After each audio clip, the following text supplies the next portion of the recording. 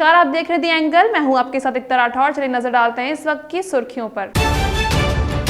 महाराष्ट्र के पंढरपुर को पीएम मोदी ने दी सौगात, 2 राजमार्गों का किया शिलान्यास। 29 नवंबर से शुरू हो सकता है संसद का शीतकालीन सत्र, संसदीय मामलों की समिति ने सत्र की तारीखों को लेकर की सिफारिश।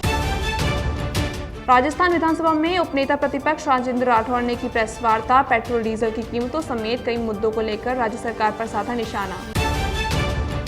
बेरोजगारों के नेता उपेंद्र यादव के नेतृत्व में निकली तिरंगा यात्रा, उत्तर प्रदेश में महापड़ाव डालने की एक बार फिर दी चेतावनी। पीएम नरेंद्र मोदी ने महाराष्ट्र के पंढरपुर में 2 राजमार्गों का शिलान्यास किया। पीएम ने वीडियो कॉन्फ्रेंसिंग के जरिए श्री संत ज्ञानेश्वर महाराज पालकी मार्ग और संत तुकाराम महाराज पालकी मार्ग का शिलान्यास किया और कहा कि अतीत में हमारे भारत पर कितने ही हमले हुए, सैकड़ों साल की गुलामी में ये देश जकड़ा गया, प्राकृतिक आपदाएं, चुनौतियां, कठिनाइयां, लेकिन भगवान विट्ठल देव में हमारी आस्था, हमारी दिंडी वैसे ही अनवरत चलती रही। आज भी यह यात्रा दुनिया की सबसे प्राचीन और सबसे बड़ी जन यात्राओं के रूप में, पीपल मूवमेंट के रूप में देखी जाती है। आषाढ़ एकादशी पर पंढरपुर यात्रा का विहंगम दृश्य कौन भूल सकता है। हजारों लाखों श्रद्धालु बस खींचे चले आते हैं। संसद के शीत सत्र को लेकर तारीखों की सिफारिश कर दी गई है। समिति ने 29 नवंबर से सत्र बुलाने और 23 दिसंबर तक चलाने की अनुशंसा की है। सूत्रों ने कहा है कि सत्र में लगभग 20 बैठकें होने का संभावना है और ये क्रिसमस से पहले समाप्त हो जाएंगी। महामारी के मद्देनजर संसद का शीतकालीन सत्र पिछले साल आयोजित नहीं किया गया था और बाद के बजट सत्र और मानसून सत्र में कटौती कर दी गई थी। हालांकि इस पर अभी कोई आधिकारिक फैसला नहीं लिया गया है। मुख्यमंत्री योगी आदित्यनाथ ने कैराना में करोड़ों रुपयों की परियोजनाओं का शिलान्यास किया। इस दौरान जनसभा को संबोधित करते हुए योगी आदित्यनाथ ने कहा कि कैराना पलायन और मुजफ्फरनगर दंगा भाजपा के लिए राजनीतिक मुद्दा नहीं है, यह हमारे लिए अस्मिता का मुद्दा है, आन बान और शान का मुद्दा है। पिछली सरकार में मुख्यमंत्री दंगाइयों को हेलीकॉप्टर से बुलाकर सम्मानित करते थे।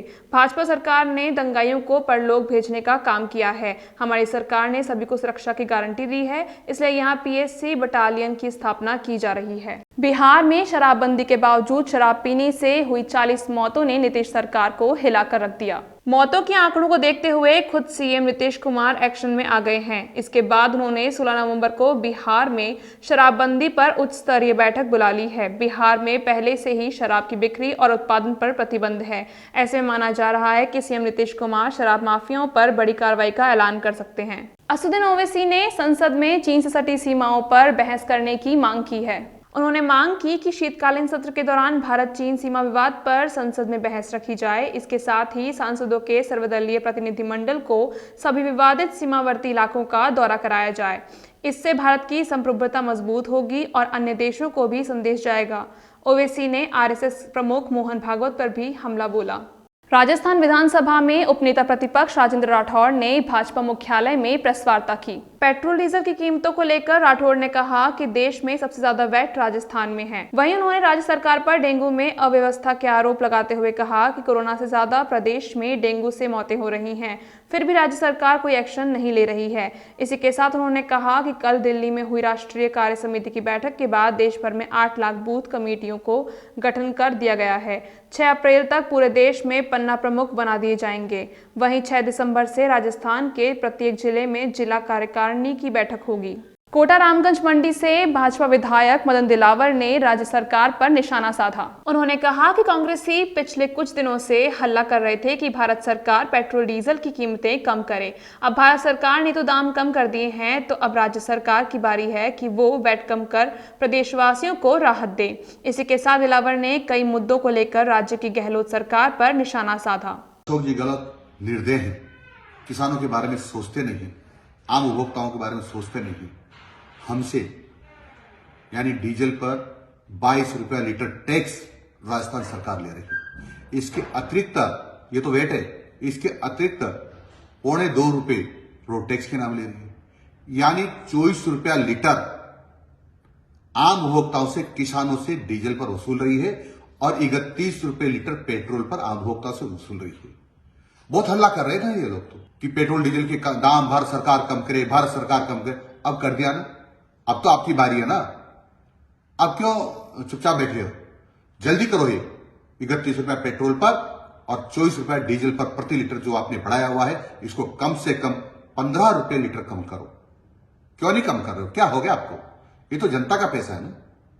क्या आपके मदरसों में 5वीं तक और 8वीं तक में 15-15 लाख रुपए 25-25 लाख रुपए देने के लिए खरीद रही हो क्या? राजस्थान बेरोजगार एकीकृत महासंघ के बैनर तले बेरोजगार युवाओं ने 14 अक्टूबर से शहीद स्मारक पर डेरा डाला हुआ है। महासंघ के प्रदेश अध्यक्ष उपेंद्र यादव के नेतृत्व में बेरोजगारों ने आज शहीद स्मारक पर तिरंगा यात्रा निकाली। उपेंद्र यादव ने सरकार को एक बार फिर चेतावनी दी है कि उनकी मांगों को जल्द से जल्द पूरा किया जाए। बेरोजगारों ने इसी महीने यूपी में जाकर प्रियंका गांधी की रैली में कांग्रेस के विरोध की चेतावनी दी है। उपेंद्र यादव का कहना है कि 10 नवंबर को 50 बेरोजगार युवाओं का प्रतिनिधिमंडल उत्तर प्रदेश के लिए रवाना होगा और वहां जाकर 24 नवंबर को होने वाले महापड़ाव आंदोलन कांग्रेस के खिलाफ प्रचार प्रसार की रणनीति, प्रोजेक्टर गाड़ियां, पैम्पलेट आवास की व्यवस्था करेगा। डीडवाना में अखिल भारतीय किसान सभा ने उपखंड अधिकारी को ज्ञापन सौंपा है। फसल खराबे को लेकर किसानों को मुआवजा दिए जाने की मांग को लेकर अखिल भारतीय किसान सभा ने आज उपखंड कार्यालय में प्रदर्शन किया।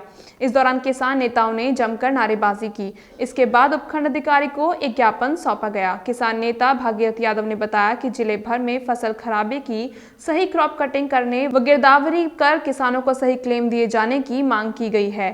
रिलायंस कंपनी को नागौर की फसल का बीमा क्लेम का ठेका है, लेकिन रिलायंस किसानों को क्लेम नहीं देना चाहती, इसीलिए गलत क्रॉप कटिंग की रिपोर्टिंग तैयार करवाई जा रही है, जबकि पूरे जिले में मूंग, बाजरा व ग्वार की फसल खराब हो चुकी है। इस दौरान रिलायंस कंपनी के खिलाफ जमकर नारेबाजी की गई। आज के लिए बस इतना ही। अगर आपको हमारा चैनल पसंद आया तो लाइक, शेयर, सब्सक्राइब जरूर करें।